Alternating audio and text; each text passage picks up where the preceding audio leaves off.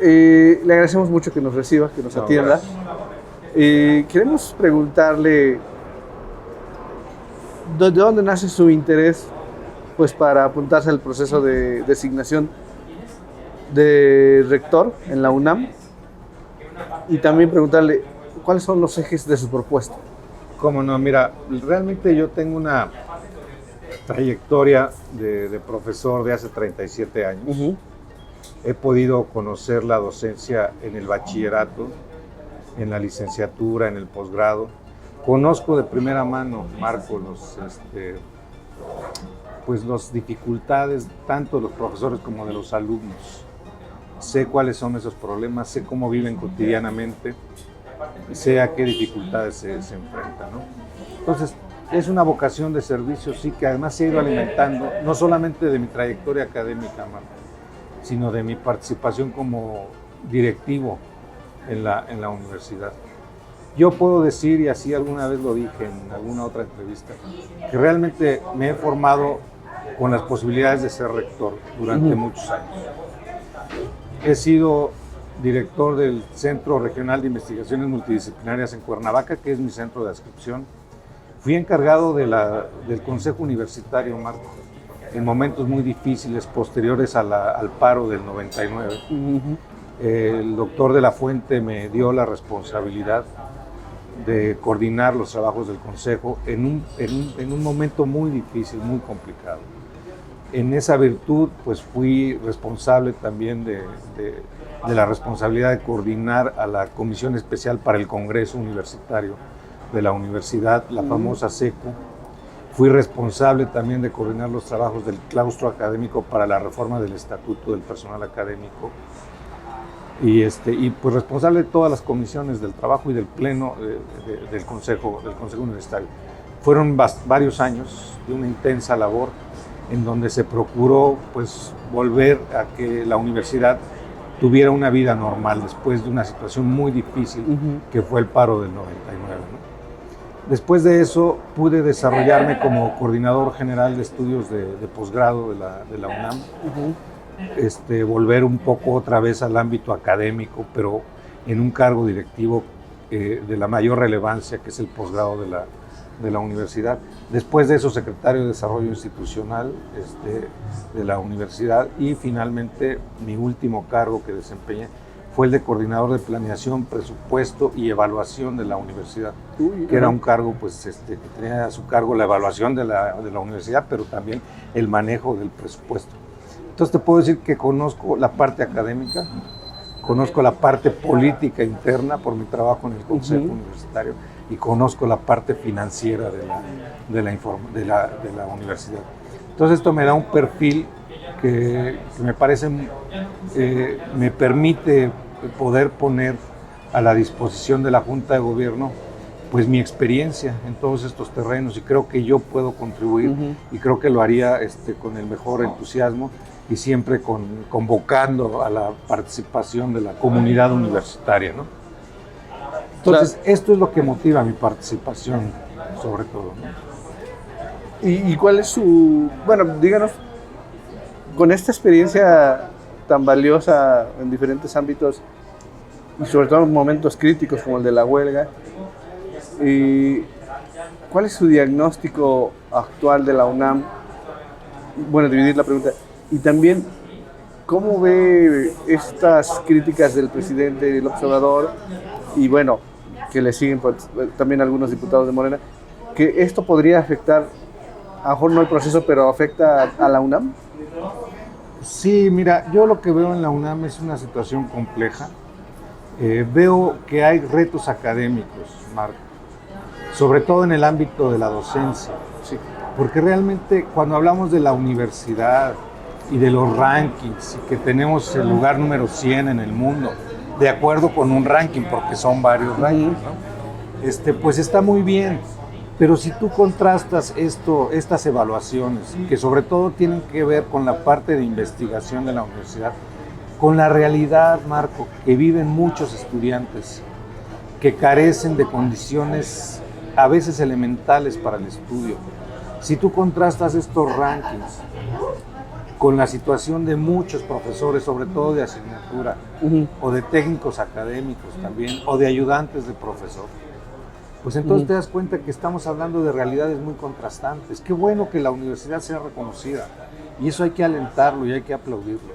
Pero hay que ver la otra parte de la realidad, que es la realidad de las grandes carencias y limitaciones que se tienen, sobre todo en el ámbito de la docencia. ¿Cuáles son estas limitaciones? A ver, pues mira, tienes salones saturados, con un crecimiento de la matrícula que se ha dado y que se ha seguido dando, pero que no se da en las condiciones y en las instalaciones más adecuadas para los estudiantes.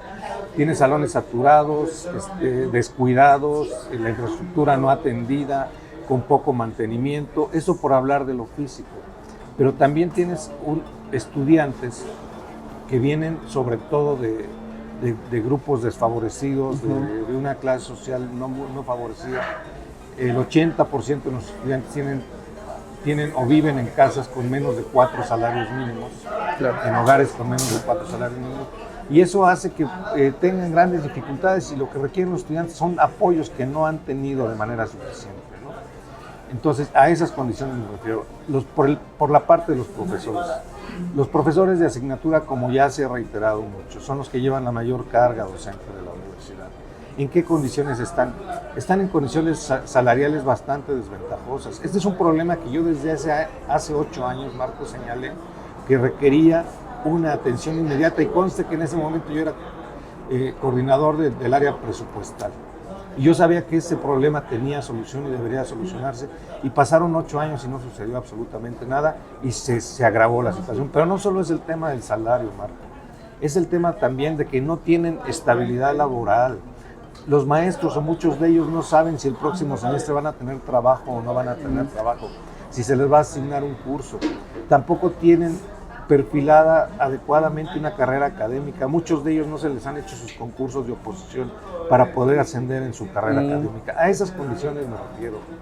Y te digo, pues es contrastante con esta otra parte de la universidad que es pues muy exitosa, que sobre todo tiene que ver con la investigación, que tiene muy adecuadas condiciones, a veces hasta de primer mundo, y eso está muy bien. No digo que hay que bajar eso, No. lo que hay que subir son las condiciones de la otra universidad, de esta otra universidad. Y en ese sentido, ahí centra su plan de trabajo para que la universidad mejore en materia de docencia y también en atención a los alumnos. Sí, es una parte central, no es la única. Claro. Realmente mi plan de trabajo pues toca todos los ámbitos de las funciones sustantivas de la universidad. Evidentemente toca la docencia, pero también la investigación y también la extensión de la cultura. Pero sí, parte central de la propuesta tiene que ver con este asunto de la mejora de las condiciones de los estudiantes, que ya te mencionaba, pero también con impulsar un distinto modelo educativo. Hoy los estudiantes no les resulta a muchos atractivo el modelo que estamos utilizando para la docencia. Es un modelo muy receptivo, muy pasivo, donde el catedrático o el profesor habla y los alumnos reciben, a veces ponen un PowerPoint, a veces los dejan leer y otro alumno expone la clase, pero este es un método que tiene que cambiar. Tenemos que acercarnos a modelos docentes mucho más atractivos y sobre todo mucho más vinculados no solo a la actividad profesional de los jóvenes, sino también a las necesidades sociales del país. Entonces sí, la docencia es una parte central y fundamental de la propuesta que yo tengo, en términos de cambios en los estilos pedagógicos y cambios en las condiciones en que los alumnos y los maestros realizan esta actividad. Claro. ¿Qué otros ejes o propuestas ofrece usted? Mira, está en esta parte de la docencia que te decía, está la parte de la investigación, que déjame decirte que yo todas las propuestas que haga, ahorita son eso, propuestas, pero tendrán que ser consensadas y aceptadas por las comunidades, por la comunidad en general y por las comunidades en particular de los planteles, etc. Porque no se puede de otra manera. no se puede de otra manera, solo con la participación de la comunidad se pueden lograr estas propuestas. Entonces, esto es algo que hay que tener presente. Sí, sí hay espacio para la participación, que es un tema que siempre es que hay flota, que abrir ¿no? los espacios y para allá voy. Así Además de los temas académicos que ya te decía, Ajá. hay un tema que tiene que ver con la gobernabilidad de la universidad. Claro. A mí me parece, y de hecho mi propuesta de trabajo se llama así, Marco, por el fortalecimiento académico y la gobernabilidad de la Universidad Nacional Autónoma de México. Ah, ok. ¿Por qué inicio con el fortalecimiento académico? Porque somos una institución académica. Todo proyecto de cualquier aspirante a rector o rectora tiene que partir de una propuesta de corte académico. Pero además, la otra pata de la universidad, como yo la concibo actualmente, tiene que ver con las posibilidades de gobernabilidad.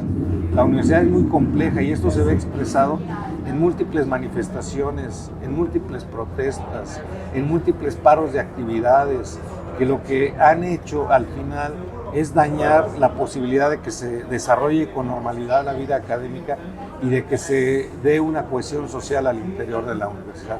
Entonces sí creo que un gran tema de la universidad tiene que ver con la gobernabilidad.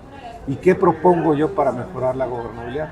Una forma de mejorar la gobernabilidad o un camino para mejorar la gobernabilidad tiene que ver con procurar la equidad al interior de la universidad. Ya te decía yo, ¿en dónde veo temas de inequidad?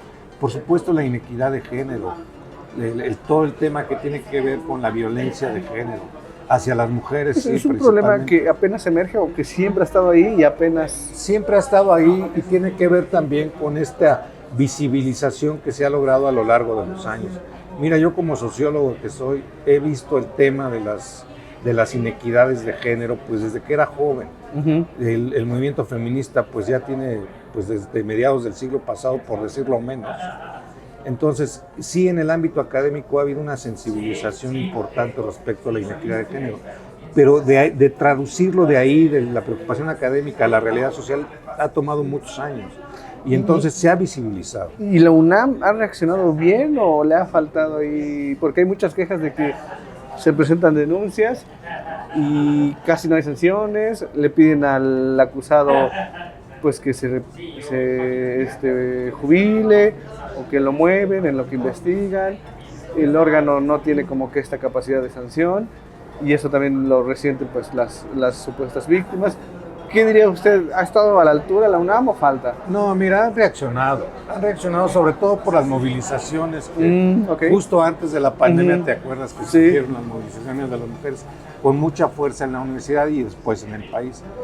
Entonces hubo reacciones y hubo ajustes legislativos, se creó alguna instancia para la atención de las quejas y de la violencia de género, pero tú tienes razón, en la realidad lo que ha pasado es que muchos de estos quejas o demandas o exigencias de justicia se topan con trabas burocráticas, incluso con actitudes machistas de quienes administran la universidad, ¿no?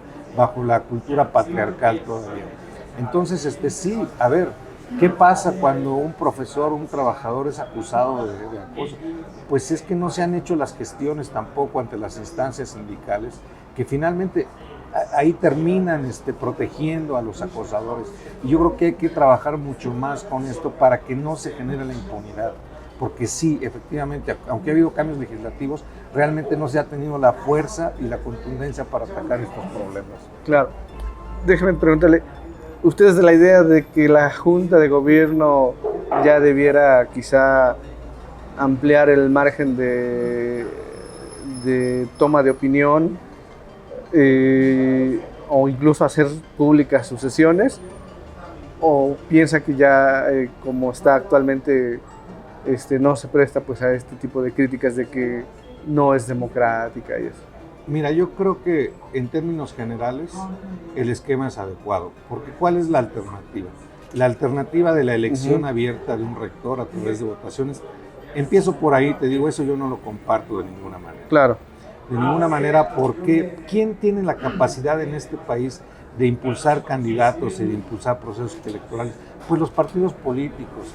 Y lo que estaríamos haciendo es meter a la universidad en este rejuego de la actividad política, que ya de por sí es muy compleja en el país, Entonces, ¿quién ganaría la elección en el interior del país? Pues tal vez los partidos políticos y gente impulsada por los partidos políticos, y eso sí quebrantaría la autonomía de la universidad. Eso por un lado lo creo, pero por otro eso lado, es más riesgoso incluso que las críticas presidenciales. Así es, absolutamente. Entonces estaríamos asegurando que alguien representante de un partido político llegara a la universidad, ¿no?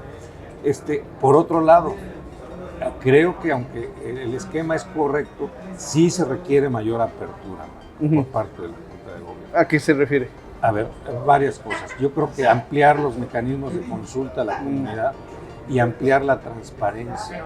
Esto me parece muy importante. A ver, que cuando se diga el 12 de octubre del próximo mes que se eligieron de los 20 candidatos y candidatas a 10 o a 5 o a los que sean, que se nos diga por qué. Eso no se dice. Claro. Nunca se ha dicho. Eso es muy... Nunca se ha dicho. Simplemente como el Vaticano. Estos 10 y los demás. Ajá. Pues ahí se quedan. Nunca se dice, estos van y ¿por qué esto? Exactamente. Ajá. Eso no se dice. Claro. Entonces, ese tipo de cosas. Y cuando se elija a una rectora o a un rector finalmente, que se nos diga por qué. No se dice. La experiencia que yo he tenido en estos años en la universidad es simplemente una conferencia de prensa de la Junta de Gobierno donde se dice que después de tantas y tantas deliberaciones, la Junta de Gobierno decidió por unanimidad elegir a X persona como rector. Pero eso no es ninguna explicación. ¿Por qué a la universidad le conviene un perfil y no otro? ¿Por qué descartamos a otros perfiles y por qué escogimos un perfil? Eso no se dice y creo que en eso se puede ganar muchísimo, en la transparencia de la Junta de Gobierno, ¿no? Claro. Déjeme hacerle una serie de preguntas sobre conceptos, así puede ser muy rápida, pero que nos puede ayudar un poco a entender su postura ante algunos temas. ¿Ve piso parejo? Mira, yo quisiera que hubiera piso parejo, la verdad, pero sí creo que el hecho de que muchos o varios o buen número de los integrantes del staff del rector y funcionarios de la universidad estén participando en el proceso, pues genera una disparidad. Yo lo que planteé desde un principio es que debieran, si van a aspirar, debieran renunciar al cargo, por lo menos, ¿no? Pedir una licencia. Pedir una licencia, ¿serviría? Pedir una licencia, o como en la figura que tú quieras, pero sí alejarse. Porque es una cuestión tan simple como esta que te comentaba al principio. A ver, yo, si soy secretario general y voy a la INEP, a la FES Acatlán y pido un auditorio, me lo van a dar, porque hay una relación jerárquica entre el secretario general y la autoridad local. Entonces lo van a dar y le van a dar un auditorio lleno. Si yo como investigador de a pie que soy voy a la FES Acatlán a pedir, a lo mejor ni el auditorio me presta. Y además me pueden boicotear mi reunión, ¿no? Entonces creo que en ese tipo de cosas te lo pongo como ejemplo, ¿no? Como simple ejemplo. Son muchas cosas en el proceso de consulta. ¿Qué capacidad comparativamente un investigador como yo, como Ambrosio Velasco, tienen para convocar gente, a diferencia de funcionarios de la universidad, ¿no? Incluso, fíjate, algunos directores han usado a su consejo técnico para supuestamente decir, me lo pidieron. Así es. Y es un uso de un órgano colegiado, ¿no? Bastante inadecuado, ¿no? Esos son los tipos de cosas, y te las pongo como ejemplo, que nos hacen ver que sí, por desgracia, hay un piso que no es del todo parejo, por definición, ¿no? Claro. Presupuesto. Este es un dolor de cabeza que siempre tiene la UNAM y otras instituciones. ¿Cree que recibe el suficiente? ¿Cómo hacer, pues, para que este aumento de matrícula y de necesidades vaya acorde con este presupuesto que se les otorga? Mira, no, el presupuesto de la UNAM ha reducido. En los últimos 8 años del doctor Graue ha reducido. En algunos años ha sido muy importante la reducción del presupuesto. Pero quedémonos con la idea, Marco, de que nos hemos mantenido en el nivel de la inflación. Quedémonos con eso. Pues eso implica una pérdida porque la matrícula ha crecido. De manera tal que la familia crece, pero el ingreso de la familia no crece. Entonces, en términos reales, hay menos dinero para poder afrontar las responsabilidades. Entonces, yo creo que sí. A mí me parece que parte de la labor más importante de un rector es lograr establecer los puentes con el Estado, con las instituciones públicas, con el Ejecutivo y con el Legislativo, para hacerles ver la importancia que tiene contar con un mayor presupuesto. La universidad difícilmente podrá seguir creciendo sin dañar la calidad, con un presupuesto reducido y con una demanda creciente de ingreso a la universidad. ¿Percibe usted, como ha dicho el presidente, que la UNAM se ha derechizado y de ser así, esto es algo normal o no lo ve así? Mira, yo creo que hay que tomar de lo que dice el presidente la parte buena de la crítica. De ninguna manera la UNAM se ha derechizado, si la vemos como un conjunto. Mucho de la crítica, incluso mucho de del pensamiento de izquierda de la universidad, del país surge de la universidad. De ninguna manera. Hay ejemplos clarísimos, publicaciones, investigaciones que han cuestionado el modelo neoliberal, que han cuestionado a los distintos gobiernos de México desde muy distintos puntos de vista. No estoy de acuerdo con esa crítica. Lo que sí creo es que tal vez algunas de las élites gobernantes de la universidad pues sí se han apegado o ligado a los gobiernos anteriores a la 4T. Eso sí lo creo. Y estas élites, bueno, algunos le llaman incluso la casta dorada, realmente sí influyen en el curso de la UNAM o impide que haya más apertura y presupuestalmente sí afectan también a la UNAM. Pues mira, como toda élite siempre va a luchar por su autoconservación. Sí. ¿No? Ese es un tema clásico que nos enseñó un sociólogo que se llamó Wright Mills, ¿no? Las élites se reproducen y tratan de no morir y de mantenerse en el poder, claro, y en su situación. Yo creo que es también lo que estamos viendo en la universidad. Es interesante lo que vamos a ver en este proceso. Por un lado, las élites universitarias que no han sido capaces de emprender transformaciones en la institución, y por otro lado el empuje de personajes más ligados a la izquierda, tanto de la UNAM como de la 4T. Estamos entre esas dos alternativas, ¿no? Claro. Entonces, mira, yo lo que creo es que para lograr un buen presupuesto tenemos que también estar abiertos a nuestra relación con el Estado y contribuir también en esfuerzos conjuntos. ¿Por qué no la universidad, independientemente de ideologías, independientemente de quién gobierna, por qué no propone, instrumenta proyectos de apoyo a las poblaciones más necesitadas de México abiertamente, acompañando los intereses o los planteamientos centrales, por ejemplo, de este gobierno? No lo hemos hecho. Claro. Y no quiere decir que nos sometamos, porque no es someterse a un gobierno, es ayudar a la población. Eso es. Hay que defender la autonomía, sí hay que defenderla con fiereza, pero también hay que estar abiertos a la colaboración. Finalmente, díganos, más allá de que usted quiera agregar algo por su parte, ¿cuál es la diferencia entre este proceso 2023 y el primero en el que participó y que fue cuando Graue llegó por primera vez, de 2015? ¿Qué similitudes y qué diferencias ve mejor a la UNAM o siente que estos 8 años pues tampoco fueron muy trascendentales en materia de decisiones? La universidad en estos últimos 8 años vivió momentos difíciles. Vivió la pandemia, que fue una cancelación de sus procesos académicos muy radical, muy fuerte. Durante estos 8 años surgió con muchísima fuerza el movimiento de las mujeres. Durante estos 8 años, sobre todo, y subrayo, la realidad política de nuestro país se transformó.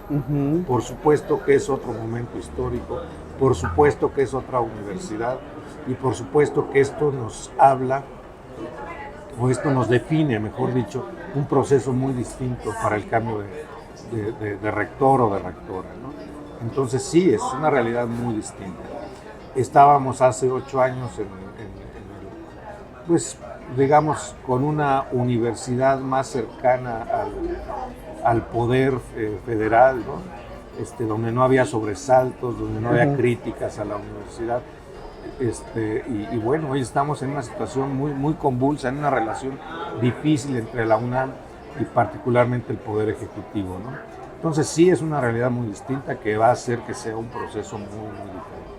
Y en su caso, ¿qué es diferente para usted o para usted es una ventaja incluso que ya se haya presentado hace 8 años? Pues mira, ¿qué te puedo decir? No sé hasta dónde sea una ventaja. Yo te diría de entrada que si la Junta de Gobierno me eligió entre los últimos finalistas, pues en esta ocasión pensaría que es lo mismo, pero no tiene por qué ser así y no sé si sea así sea, porque la Junta ha cambiado casi totalmente. Entonces son otros personajes, son otras personas. Entonces no creo más que... Más mujeres, ¿no? Más mujeres, primera vez, o creo que es primera vez que son mayoría mujeres, ¿no? Entonces, mira, no creo que me genere ninguna ventaja. Creo que el ambiente va a estar complicado. Creo que estamos en esto que te decía hace rato, entre dos opuestos. Los que actualmente dirigen a la universidad, que por supuesto van a hacer todo lo posible por permanecer dirigiendo la universidad, y por otra parte quienes puedan estar más vinculados a la izquierda, no sé si a la 4T, pero sí a la izquierda, que quieren transformaciones más radicales. Yo lo que creo es que puedo ser una alternativa sin ningún nexo con grupos o con intereses existentes en la universidad. Es simplemente la propuesta de un académico que cree que tiene la experiencia suficiente y la capacidad para dirigir la universidad. Claro. ¿Y cree que la UNAM también, porque esto es un tema que se habla mucho, ya está preparado para una rectora? Sí, por supuesto, y no de ahora, de hace mucho, pero a mí yo estaría apoyando la propuesta de una rectora que quisiera hacer mejorías, que quisiera que se comprometiera con un fortalecimiento real de la universidad, que se comprometiera con el fortalecimiento de las capacidades docentes, con otorgarles o facilitarles mejores condiciones a los alumnos y a los profesores. Estaría totalmente de acuerdo con una mujer que planteara la posibilidad de ir generando cambios que hacen falta, porque esta universidad se quedó en el siglo pasado y necesitamos pensar en una universidad del siglo XXI. Pero en ese perfil de mujer estaría de acuerdo. ¿Por qué dice que se quedó en el siglo pasado? Pues porque no hemos mejorado, no hemos cambiado muchas cosas, sobre todo la parte docente.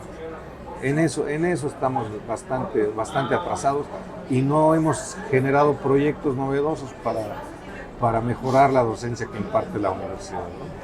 Finalmente, así para concluir, ¿qué va a hacer estos 2 meses? ¿Se va a buscar reunir con grupos? Mira, sí, buscaré. Lo más probable es que inicie en los próximos días, ahí les aviso, con una presentación en mi campus, que es el Campus Morelos. E iré con calma, acercándome a otras comunidades, ¿no? Entonces sí es algo que pienso hacer. Y bueno, también esperar, porque, además de hacer esto, la Junta de Gobierno tal vez esté valorando, y así lo dije en la convocatoria, nuevos espacios también para la expresión, ¿no? Concretamente habló de la televisión universitaria, de la radio UNAM, tal vez medios digitales, y ver qué otros mecanismos impulsa la propia Junta para que las propuestas de las y los candidatos sean conocidas por sectores amplios de la comunidad universitaria.